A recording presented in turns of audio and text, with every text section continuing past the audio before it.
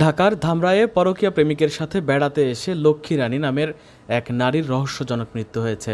এ ঘটনায় জড়িত থাকার অভিযোগে প্রেমিক স্বপন অধিকারীকে আটক করেছে পুলিশ। মঙ্গলবার দুপুরে উপজেলার সমভাগ ইউনিয়নের কান্দিকুল গ্রামে চিত্তরায়ের বাড়ি থেকে নিহতের মরদেহটি উদ্ধার করে পুলিশ। এর আগে আজ ভোর 4টার দিকে এই মৃত্যুর ঘটনা ঘটে। নিহত লক্ষ্মী রানী টাঙ্গাইলের মির্জাপুর এলাকার বীরেন্দ্র মণ্ডলের মেয়ে।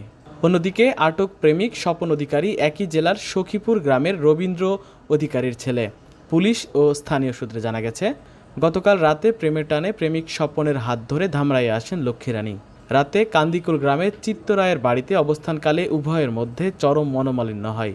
এক পর্যায়ে প্রেমিক স্বপন কৌশলে লক্ষ্মী রানীকে ঘরে একা রেখে অন্যত্র চলে যান। পরবর্তীতে ঘরের ভেতর ওড়না পেঁচানো অবস্থায় লক্ষ্মী রানীর মরদেহ পাওয়া যায়। প্রাথমিকভাবে এটি আত্মহত্যা বলে ধারণা করা হলেও মৃত্যুর প্রকৃত কারণ নিয়ে রহস্য দানা বেঁধেছে। পুলিশ জানায়, মৃত্যুর সঠিক কারণ উদ্ঘাটনে মরদেহ ময়নাতদন্তের জন্য শহীদ সোহরাওয়ার্দী মেডিকেল কলেজে পাঠানো হয়েছে। এ ঘটনায় মামলা দায়েরের প্রস্তুতি চলছে বলেও জানায় পুলিশ। আমরা আজকে সকাল 9 ঘটিকার সংবাদ পাই কান্দিকুল গ্রামস্থ চিত্তরায়ের বাসায় একজন মহিলা আত্মহত্যা করেছে। সংবাদ ভিত্তিতে আমি নিজে আমার অফিসার ফোর্স নিয়ে সেখানে উপস্থিত হই। গিয়ে জানতে পারি যে মহিলা আত্মহত্যা করেছেন ওনার নাম লক্ষ্মী রানী, ওনার বাড়ি মির্জাপুর থানায়। এবং আরও জানতে পারি যে তার সাথে স্বপন অধিকারী, তার বাড়িও মির্জাপুর থানায়, পরকীয়ার সম্পর্ক ছিল। তার পরকীয়ার সম্পর্ক ধরে গতকাল রাত্রে কান্দিকুল গ্রামে চিত্তরায়ের বাসায় আসে।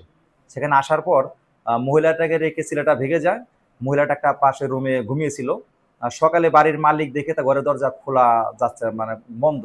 তখন সে স্থানীয় লোকের মাধ্যমে ভিতরে দেখতে পায় যে লক্ষ্মী রানী ঘরের দরনার সাথে তার ওড়না দিয়ে ঝুলন্ত অবস্থায় আছে।